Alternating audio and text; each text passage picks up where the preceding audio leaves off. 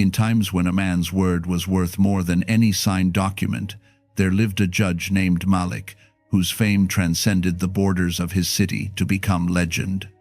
It wasn't his imposing figure or authoritative voice that distinguished him from other magistrates, but something far more powerful. A mind capable of unraveling the truth where others saw only confusion. People traveled for days just to present their cases before him, trusting that his sagacity would reveal what remained hidden. 3 cases, in particular, solidified his reputation as the most brilliant judge of his era. 3 stories that are still told today to remind us that true justice doesn't depend on papers or seals, but on the ability to see beyond appearances. The case of the stolen gold. The first of these stories began on a hot afternoon when a cloth merchant named Hamid arrived at the court with his face marked by desperation. For years, Hamid had worked honestly in the market, earning the trust of his customers and the respect of his neighbors. He had a partner named Rashid, a man who had arrived at his shop years earlier seeking employment. Hamid, kind-hearted, not only gave him work but over time made him his partner, sharing the business profits equally. Rashid always showed gratitude and loyalty, or at least so it seemed on the surface. One day, Hamid decided to expand his business. He had saved 1,000 gold coins over the years, a considerable fortune that represented his life's work. He needed to travel to a distant city to acquire exotic fabrics that no other merchant in his region offered. The journey was long and dangerous, plagued by bandits lurking on the roads. Hamid didn't want to risk carrying such a large amount of money with him, so he made a decision that seemed logical. He entrusted the 1,000 gold coins to his partner Rashid to keep them safe until his return. Before departing, both men met in the fabric warehouse, surrounded by the rolls of silk and cotton they had sold together for years. Hamid took out a heavy leather bag where the coins jingled. Rashid took it with both hands and solemnly promised to guard that money as if it were his own. There were no witnesses present, only the 2 partners and the trust they had built over time. Hamid departed peacefully, convinced that his money was in good hands. The journey lasted 3 full months. Hamid faced sandstorms, difficult negotiations, and the exhaustion of traveling endless roads under the relentless Sunday. But finally he returned victorious, with fabrics so beautiful he knew his investment would be worth every coin spent. The first thing he did upon arriving was seek out Rashid to recover his money and begin selling the new merchandise. When he entered the shop, Rashid received him with a smile that didn't reach his eyes. Hamid, suspecting nothing, directly asked him to return the 1,000 gold coins. Rashid's expression changed immediately. His eyebrows furrowed in a perfectly acted mixture of confusion and offense. With a firm voice and direct gaze, Rashid denied ever receiving that money. He said Hamid must be confused, that perhaps the long journey under the sun had affected his memory.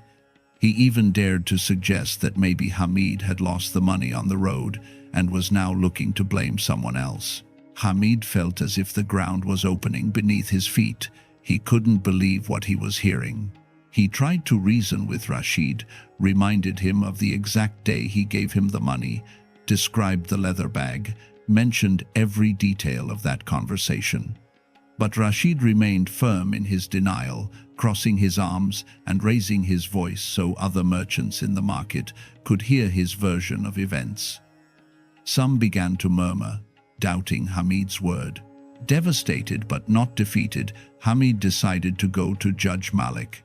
He had heard stories about his legendary ability to discover the truth, and now his last hope depended on that reputation. When he arrived at the court and presented his case, Judge Malik listened with absolute attention, without interrupting, observing not only the words but also the gestures and pauses of Hamid. Malik immediately summoned Rashid. When he arrived, he maintained a confident, almost defiant posture. He knew there was no proof, no witnesses, no document that could incriminate him. In his mind, he had won before the trial even began. Judge Malik looked at both men and spoke with a calm but penetrating voice.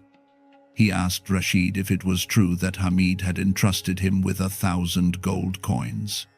Rashid categorically denied it, repeating his story with the same conviction he had shown in the market. Malik nodded thoughtfully and then addressed Hamid, asking if he had any witness or written proof. Hamid, with a voice broken by frustration, admitted there was nothing of the sort, that everything had been based on mutual trust. The judge leaned back in his seat, stroking his long beard while his eyes shone with a particular gleam. After a silence that seemed eternal, he spoke directly to Hamid with a strange instruction. He must go to the exact place where he had given Rashid the money and bring back a handful of dirt from that specific site. Hamid looked at him bewildered, not understanding what a handful of dirt could prove, but the judge's tone admitted no discussion. He stood up and quickly left toward the fabric warehouse. Rashid remained in the hall, now alone before Judge Malik. The minutes passed slowly. The hall was silent, only interrupted by the occasional sound of footsteps outside. Malik seemed absorbed in his thoughts, but in reality, he was executing his plan with surgical precision. Suddenly, after a considerable time, Malik raised his gaze toward Rashid and asked in a casual, almost disinterested tone, "Your former partner is taking too long. Do you happen to know why he hasn't returned yet?" It was an apparently innocent question, asked with the naturalness of someone simply making conversation to fill the silence. Rashid, who had been nervous about the wait, but confident that there was no way to prove anything against him, responded without thinking, "It's because the warehouse where we worked is on the other side of the city. He must be walking back with that dirt you asked him to bring." The words came out of his mouth before his brain processed what he was saying. Judge Malik's face lit up with a barely perceptible smile. His eyes, which moments before seemed distracted, now shone with the intensity of someone who had just confirmed a suspicion. He leaned forward and with a firm voice declared, "You have just confessed your crime with your own words, Rashid." Rashid instantly turned pale. His hands began to tremble. "How? How do you say that, my lord? I haven't confessed anything." His voice now sounded high-pitched, desperate. Malik explained with devastating calm. "If you truly never received that money, if Hamid were lying as you claim, you would have no way of knowing where he went to look for that dirt. You wouldn't know the place is on the other side of the city, nor would you know how long it should take to get there. But you know perfectly well, because that warehouse is exactly the place where you received the 1,000 gold coins that you now deny having taken. Your own knowledge of the site has betrayed you." The silence that followed was crushing. Rashid tried to stammer an explanation, but the words got tangled in his throat. He knew he had fallen into a perfect trap, built not with lies but with his own involuntary truth. Malik ordered that Rashid be detained until he returned every one of the 1,000 gold coins he had stolen. When Hamid returned with the handful of dirt, he found justice where before there had been only despair. The case of nothing. The second story that elevated Judge Malik to legend occurred a few weeks later and began in the most unusual way. An elderly farmer named Yusuf arrived at the court almost dragging himself, exhausted and confused. Yusuf lived in a small nearby village where he cultivated his own vegetables and raised some chickens. He wasn't rich, but he didn't lack what was necessary to live with dignity. That day, Yusuf had gone to the market to sell a dozen fresh eggs. With the money earned, he bought a large sack of flour, the heaviest thing he had carried in months. The merchant who sold it to him, seeing the old man's age, had the kindness to help him place the sack on the back of his donkey. Yusuf thanked him for the gesture, mounted with difficulty, and began the journey back to his house, which was an hour away along a dusty path. The donkey walked with a slow but steady pace, and Yusuf was thinking about the bread his wife would bake with that flour when they arrived. But halfway along the road, the donkey stumbled on a stone. It wasn't a serious fall. The animal quickly recovered its balance, but the sudden movement caused the flour sack to slide and fall to the ground with a dull thud that raised a small white cloud. Yusuf dismounted carefully and looked at the sack with concern. It wasn't broken, the flour was still well contained, but the problem was that he alone didn't have the strength to lift it and place it back on the donkey. His old arms trembled just thinking about it. He stood there, looking at the sack, then at the donkey, feeling the helplessness of age. Just at that moment, a strong young man was passing along the same road. He was tall, with muscular arms, with the typical arrogance of someone who knows his youth gives him an advantage over others. He stopped upon seeing the scene and with a mocking tone asked, "What are you doing standing there like a dry tree, old man? Are you waiting for the sack to lift itself?" Yusuf, accustomed to the kinder manners of his village, explained his situation with patience. "Young man, I'm coming from the market with this sack of flour, but the donkey stumbled, and now I don't have the strength to lift it. It would be very helpful if you could assist me." The young man approached, inspected the sack, and then looked at Yusuf with a crooked smile. "Of course I can lift it. For me it's like lifting a feather. But tell me, old man, what will you give me in exchange for my help?" Yusuf checked his pockets. He only had a few coins left, barely enough to buy salt the following week. He shook his head honestly. "I have nothing to offer you, son, but if you help me, I'll thank you with all my heart and my prayers." The young man let out a short laugh. "I don't need your prayers, old man." And without waiting for another response, he lifted the sack with impressive ease and placed it firmly on the donkey's back. Yusuf began to thank him profusely, but when he tried to mount to continue his journey, the young man stopped him by grabbing his arm. "Wait a moment. Where do you think you're going?" Yusuf looked at him confused. "Well, to my house, young man. You already helped me. Thank you very much." "Not so fast," said the young man, crossing his arms. "When I asked you what you would give me in exchange, you said nothing. And that is exactly what I want now. I want that nothing you promised me."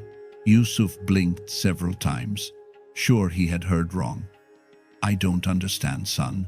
How can I give you nothing?" "The word means there's nothing to give." The young man deliberately raised his voice. "I don't care what it means.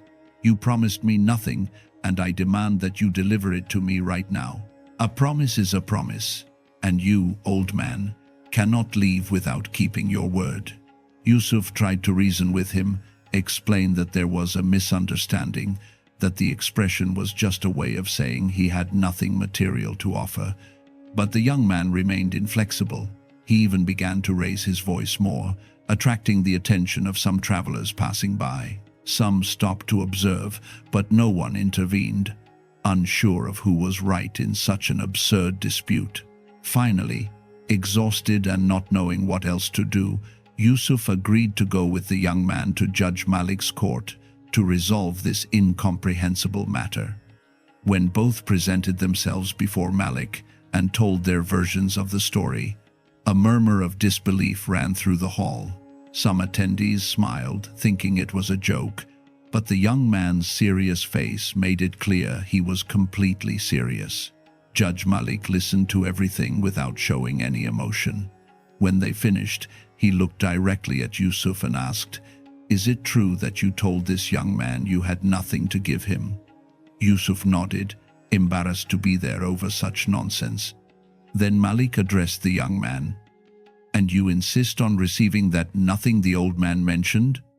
The young man lifted his chin proudly. "That's right, Your Honor. A man must keep his word." Malik leaned back in his seat, and those who knew him well noticed that particular gleam in his eyes that always preceded a brilliant solution.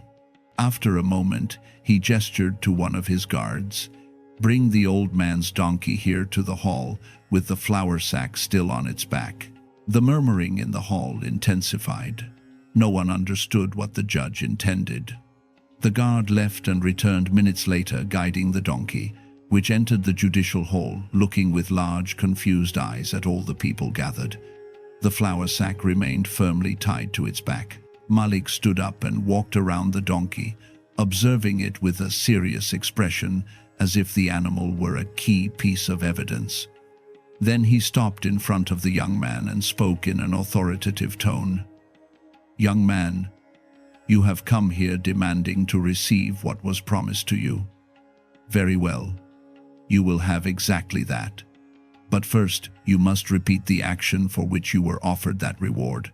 Lower the flour sack from the donkey and place it on the ground." The young man, confused but still confident, approached the donkey. With his strong arms, he untied the sack and lowered it easily, placing it on the stone floor of the hall with a dull sound. "Good," continued Malik.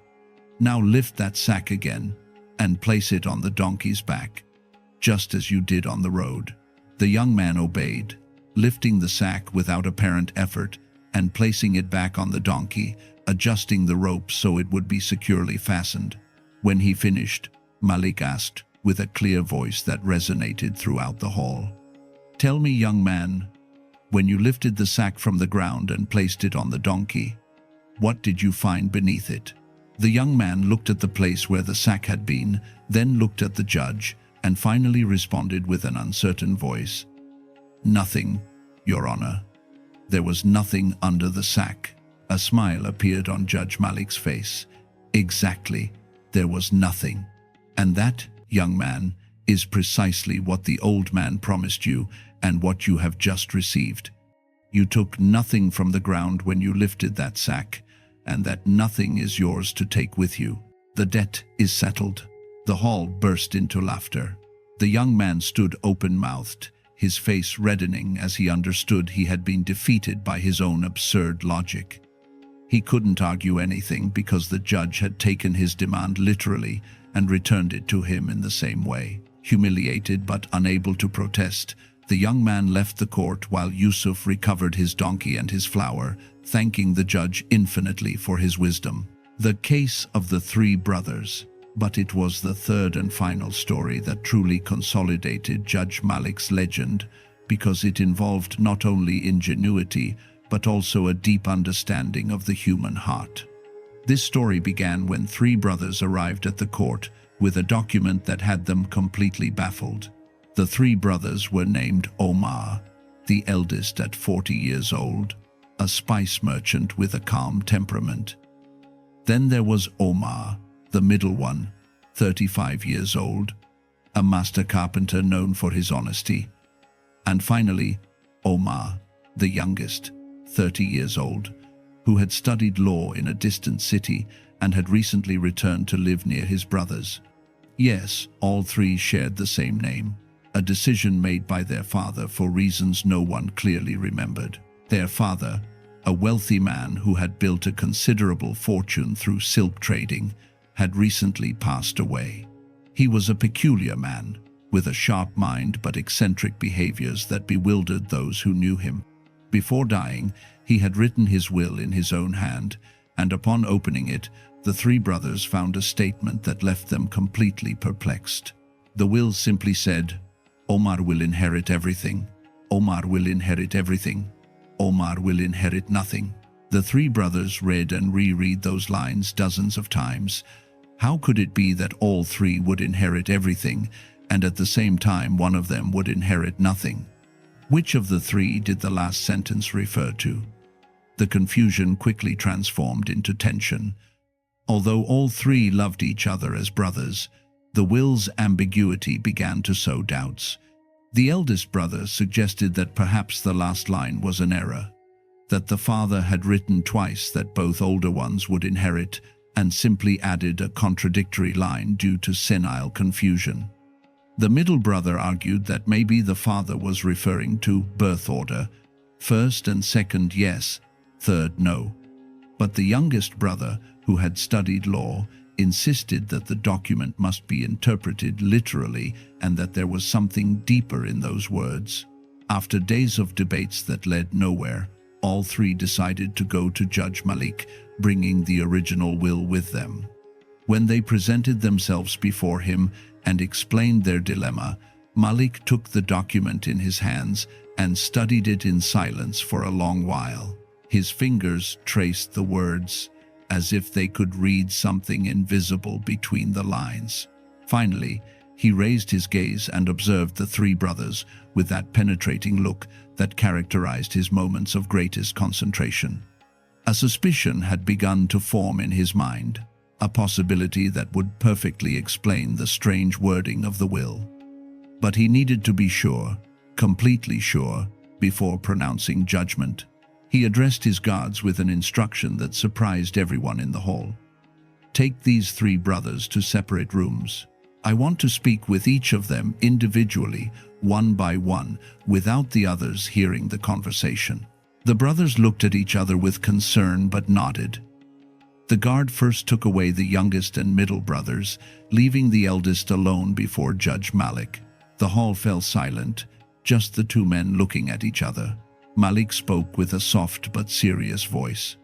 "Omar, I have reflected deeply on your father's will, and the only way to resolve this situation is to verify that the document is authentic. For this, we would need to exhume your father's body and compare his signature with other documents he wrote during his lifetime.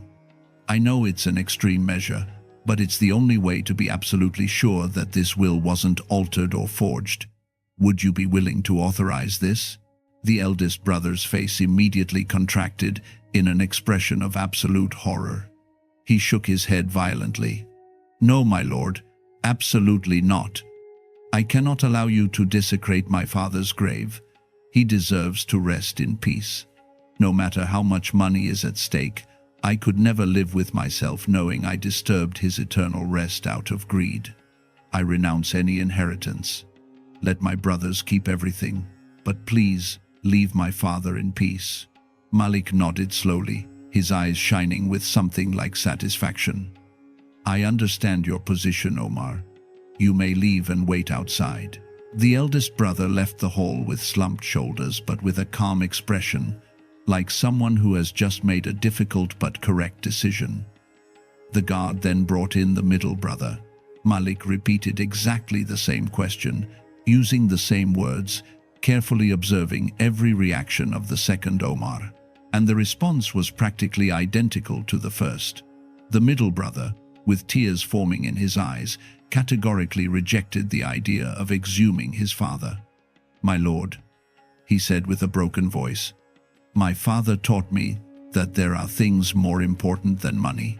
Respect for the dead, family dignity, peace of conscience. I will not participate in something like this. Let whoever it is take the inheritance, but my father will not be touched." Malik dismissed him with an understanding gesture and finally summoned the youngest brother, the one who had studied law. He entered with a confident step, adjusting his tunic with an almost professional gesture. When Malik posed the same question about exhuming the father's body, the youngest brother took a few seconds to think, but his response was completely different. "My lord," he began in a calculated tone, "I understand it's an unpleasant measure, but if it's necessary to resolve this legal dispute definitively, then it must be done. The living have rights that must be protected, and if exhuming the body is the only path to establish the truth and avoid future conflicts, then I accept that it proceed. After all, my father no longer feels anything, and it's the living who must deal with the consequences of these matters." Malik leaned back in his seat, and an expression of deep understanding appeared on his face. Now he had the answer he was seeking. He summoned the three brothers to reunite before him. When all three were standing, awaiting the judge's decision, Malik spoke with a firm voice that resonated throughout the hall. "I have discovered the meaning of your father's will. When he wrote, 'Omar will inherit everything,' Omar will inherit everything. Omar will inherit nothing. He wasn't confused or senile. He was being perfectly clear. for whoever could see beyond the words. The three brothers leaned forward, holding their breath. "Your father knew something you didn't know," Malik continued. "He knew that one of you was not really his son, and he found a way to reveal it without causing unnecessary scandal during his lifetime, letting the truth emerge after his death." An absolute silence fell over the hall. The three brothers looked at each other with expressions of shock. Malik pointed to the youngest brother. "You, the youngest, have demonstrated with your response that you don't share the sacred bond that a true son feels toward his father." Your brothers, without hesitating for a second, rejected the idea of desecrating the grave of the one who gave them life. They were willing to lose an entire fortune before disrespecting their dead father. But you, on the other hand, coldly calculated that the living matter more than the dead, that money justifies any action. That is not the reaction of a true son. The youngest brother turned pale. He tried to protest, but the words wouldn't come out of his mouth. "Therefore," proclaimed Malik, standing from his seat, "I declare that the first two Omars will inherit everything in equal parts, and the third Omar will inherit nothing, just as the will established. Your father knew you better than you yourselves thought." Later, the complete truth became known. The father of the three brothers had had an affair with another woman years before, and the youngest son was the fruit of that relationship, something the father always knew but never revealed publicly to avoid destroying his family. However, when writing his will, he couldn't let that secret alter justice, and found an ingenious way to reveal the truth without having to declare it directly. The two eldest brothers received their inheritance, and although the revelation was painful, they understood that their father had acted with a wisdom that went beyond the obvious. The youngest brother, humiliated and unmasked, left the city shortly after. The legacy of Judge Malik. The story of Judge Malik spread like wildfire through dry grass throughout the region. Merchants, farmers, nobles, and even other judges began to speak of him with reverent admiration. It wasn't just his intelligence that made him special, but his ability to understand human nature in its deepest form. He knew that liars betray themselves when they lower their guard, that the abusive can be defeated with their own logic, and that true bonds of the heart are revealed in moments of trial. Over time, Malik became more than a judge. He became a symbol that true justice doesn't need armies or threats, only a clear mind that can see through appearances. His cases were studied in law schools, told in homes as moral lessons, and his name endured generation after generation as an example of what a human being can achieve when combining intelligence with integrity. People learned that before a judge like Malik, no lie was sufficiently well constructed, no trap was subtle enough, and no injustice could hide behind legal tricks. Because he didn't judge only with laws written on ancient parchments, but with that higher law written in the human heart. The difference between good and evil, between truth and falsehood. They say that in a town surrounded by mountains lived a girl named Luna, who had lost her mother when she was barely taking her first steps. Illness had taken her away in winter, leaving a void that seemed impossible to fill. Since then, Luna and her father lived alone in a wooden house at the end of the road, where the wind blew hard and the nights were long. Her father worked as a carpenter, carving furniture for the town's families, and although he earned just enough to survive, he always made sure his daughter lacked nothing. Luna had inherited her mother's noble heart. She was a girl with big, expressive eyes who always found a way to help whoever needed it. If she saw an elderly person carrying firewood, she ran to offer help. If a neighbor needed water from the well, Luna went without being asked. Her kindness was known throughout the town, and although she lived with little, she always had a smile to share. Every morning, her father left before dawn for his workshop in the center of town. Luna stayed home alone, sweeping the wooden floor, washing clothes in the nearby stream, cooking what little they had. But what weighed most heavily on her wasn't the work, but the silence. that silence that became deafening when the sun set and her father still hadn't returned. She would sit by the window, watching the dusty road, waiting to see her father's figure appear among the trees. Sometimes, when the loneliness became too heavy, Luna would close her eyes and remember her mother's voice singing to her before sleep. Those memories were her refuge, but also her torment. One afternoon, when the sky was tinged with orange and shadows stretched over the house, her father returned earlier than usual. Luna noticed he was different. His face bore an expression she couldn't decipher, as if he carried an invisible weight. He sat across from her at the small kitchen table and took her hands tenderly. He told her there was something important they needed to talk about. Luna felt a knot in her stomach, but nodded silently. Her father explained that loneliness was consuming him too, that he missed having company when he returned from work, that he felt she needed a female figure in her life. He confessed that he had met a woman in town, a widow who also lived alone with her daughter. He asked what she thought about the possibility of him remarrying. Luna felt a whirlwind of emotions. Part of her clung to her mother's memory, to the idea that no one could take her place. But another part, the most sincere one, recognized that her father was right. Perhaps a new family could bring warmth to that cold house. Perhaps she herself would stop feeling so lost. So, with a maturity that didn't correspond to her age, she told her father to do what he thought was right, that she would support him. Her father hugged her tightly, feeling both relief and guilt for asking so much of someone so young. Not many weeks passed before the wedding took place. The new wife was named Dalila, a woman with a calculating gaze and forced smile. She brought with her her daughter, a teenager named Esmeralda, whose name contrasted with her opaque and bitter personality. Esmeralda was the same age as Luna, but while Luna radiated light, Esmeralda seemed to absorb it.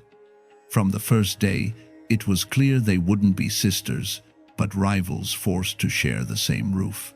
Esmeralda looked at Luna with contempt, as if her very existence were an offense. And Dalila, although at first she pretended kindness in front of Luna's father, was already beginning to show cracks in her mask. At first, everything seemed to work. The father treated both girls with the same affection, bought them fabric to make dresses, brought them fruit from the market, tried to build a harmonious home. But then came the news that would change everything. A merchant from the neighboring town offered the father temporary work that would last several months, but would pay triple what he normally earned. It was an opportunity he couldn't refuse, a way to ensure a better future for his family. So, with a divided heart, he accepted. Before leaving, he took Dalila's hands and begged her to care for Luna as if she were her own daughter, to protect her and treat her with love. Dalila nodded with a smile that didn't reach her eyes. The first days after the father's departure were tolerable. Dalila kept up appearances, distributed tasks fairly, prepared food for both. But as weeks passed and the father's letters became less frequent, Dalila's true nature began to emerge. It started with small things. Luna had to wake up earlier, do the heavier tasks, eat leftovers while Esmeralda received the best portions. Dalila justified everything with excuses. That Luna was stronger, that she was used to work, that Esmeralda had a delicate constitution. Luna didn't complain. She had learned that kindness sometimes requires silence. If you're enjoying this story and want to know how it continues, don't forget to subscribe to the channel so you don't miss any details. But the real break came one spring afternoon. Luna was sitting in the small garden in front of the house, sewing a torn dress, when a young man from town passed by. His name was Matteo, son of the region's most prosperous merchant. Matteo stopped when he saw her, captivated not only by her face, which shone under the sunlight, but by the serenity that emanated from her. He approached shyly and asked her name. Luna, with blushed cheeks, responded in a low voice before getting up and returning to the house. That brief encounter was enough for Matteo to be enchanted. That same night, he told his father about the young woman he had met. The merchant, a businessman but also a man of heart, saw the sincerity in his son's eyes and decided to act immediately. The next day, the merchant and Matteo arrived at the house with a formal marriage proposal. Dalila received them with poorly disguised surprise, but upon learning who they were, her mind began weaving plans. Without thinking twice, she ran to get Esmeralda, dressed her in the best dress she had, combed her hair, and pushed her toward the room where the visitors waited. Matteo frowned when he saw her. With politeness but firmness, he explained there was a misunderstanding, that the young woman he was looking for was named Luna. Dalila felt rage rising in her chest, but maintained her composure. With a trembling voice, she denied knowing anyone by that name. She insisted that Esmeralda was her only daughter. Matteo and his father exchanged confused looks and finally withdrew, leaving Dalila boiling with jealousy. That night marked the beginning of hell for Luna. Dalila, consumed by envy, began treating her not as a stepdaughter, but as a servant. She woke her before dawn to clean the entire house, wash everyone's clothes, cook 3 meals a day. She forbade her to go out, took away any decent dress she had, forced her to sleep in a corner of the kitchen while Esmeralda slept in the room they once shared. And worst of all, every time a suitor came asking for Luna, Dalila presented Esmeralda and denied the other girl's existence. Luna, by her gentle nature, didn't know how to defend herself. She didn't understand how someone could be so cruel without reason. Months passed, and Luna began to wither. Her face, once radiant, became pale. Her eyes lost their sparkle. Her hands filled with calluses and scars. She felt invisible, as if she had ceased to exist for the world. Sometimes, at night, she cried silently, wondering if her father would ever return, if he remembered he had a daughter waiting for him. Hope became harder to hold on to each day. One sweltering summer day, the house's water ran out. Dalila, with a tone of contempt, ordered Luna to go to the forest well to fill the jugs. Luna took the largest pitcher and headed down the path that led to the well. As she walked under the burning sun, she thought about how she had reached this point, how life can change so drastically. When she reached the well, she found that the rope holding the bucket was rotten. When she tried to lower the bucket, the rope broke, and the bucket fell to the bottom of the well with a dry thud that resonated like an echo of her own despair. Luna collapsed beside the well, hugging the empty pitcher. She didn't know what to do. She couldn't return without water, but she had no way to get it either. Tears began rolling down her cheeks, mixing with the dust on her face. It was then that she heard a soft voice. An elderly man with a silver beard and kind eyes was approaching down the path. He wore simple but clean clothes and walked with the help of a carved staff. He asked what was wrong. Luna, between sobs, explained her situation. The old man listened attentively, nodding with understanding. Then, with a mysterious smile, he told her about a place few knew. He told her that if she followed the forest path to the east, she would reach a hidden garden where a spring of crystalline waters flowed. He warned her that the path wouldn't be easy, that she should pay attention to everything she found, because that garden was not ordinary. Luna, without many options, thanked the old man and took the indicated path. She walked for what seemed like hours, passing through increasingly dense trees, until finally the leaves parted and revealed before her eyes a spectacle that took her breath away. The garden was more beautiful than she had ever imagined. Flowers of impossible colors sprouted everywhere. Trees laden with fruit gleamed under the filtered light, and in the center, a spring of water so clear it looked like liquid starlight flowed from the rocks. Luna approached slowly, feeling she had entered a dream. She filled her pitcher carefully, marveled by the purity of the water. When she finished, she lifted the pitcher and began walking back. She hadn't gone far when she heard a voice that seemed to come from the wind. She stopped and looked around. Before her, an enormous willow extended its branches toward the sky. And then, clearly, the tree spoke. It asked her to share some of the water she carried, for its roots were thirsty. Luna didn't hesitate for a second. She tilted the pitcher and poured water over the willow's roots. The tree sighed with relief and with a melodious voice said, "For your kindness, may your hair grow strong and long like my branches." Luna smiled, not fully understanding, and continued on her way. Shortly after, she heard another voice. This time it came from a rosebush whose flowers were the most intense red she had ever seen. The roses begged her to water them, for the heat was withering them. Luna, without thinking, tilted the pitcher again and let the water fall on the rosebush's roots. The flowers straightened, revitalized, and gratefully told her, "For your generosity, may your cheeks shine with the color of our petals." Luna thanked them and continued on, though the pitcher was beginning to weigh more than expected. Further ahead, a field of white jasmine begged her to save them from the drought. Luna, although she knew she had little water left, couldn't refuse. She poured more water on the flowers, which released an intoxicating aroma. The flowers whispered, "For your purity of heart, may your skin be as white as our petals." Luna continued, feeling a strange warmth in her chest. Finally, when she was about to leave the forest, a black raven perched on a branch asked her for water. It was exhausted, almost without strength.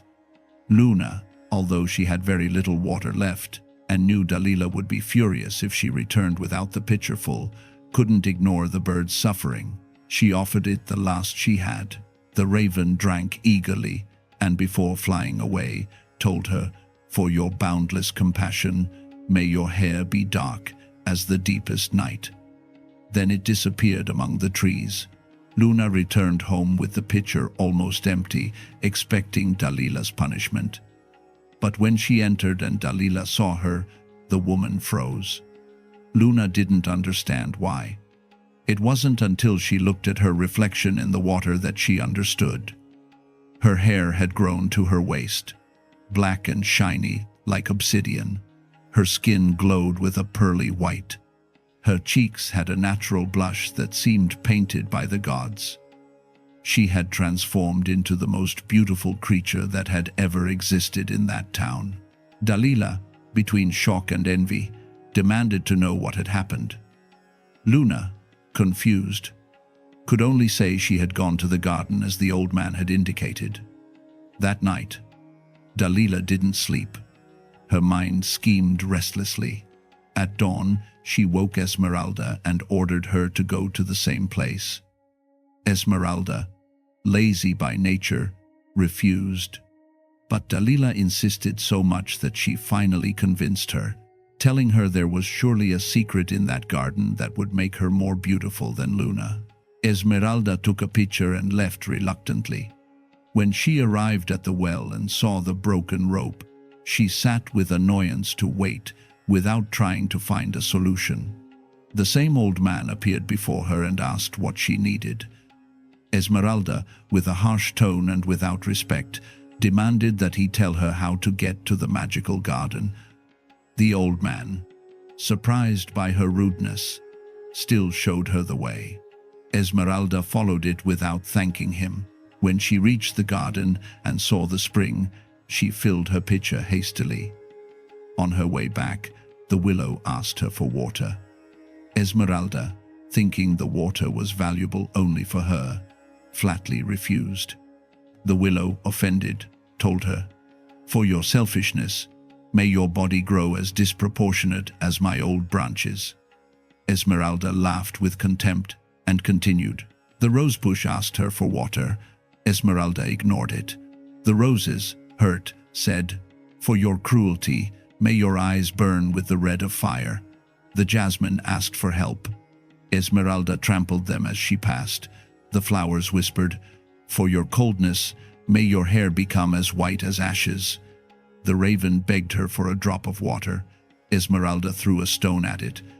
The raven, before flying, said, "For your wickedness, may your face darken like the moonless night." When Esmeralda arrived home, Dalila screamed in horror. Her daughter had become a grotesque creature. Her body had lengthened unnaturally. Her eyes were red and teary. Her hair was white like an old woman's, and her skin had become grayish and rough. Dalila fell to her knees, crying, cursing the day she had mistreated Luna. Weeks passed. Dalila tried everything to reverse her daughter's curse, but nothing worked. Finally, Luna's father returned from his trip, bringing money and gifts for everyone. But what he found in his house left him speechless. Luna told him everything: the mistreatment, the humiliations, the rejected suitors, the enchanted garden. The father, with tears of rage and regret, threw Dalila and Esmeralda out of the house that same night.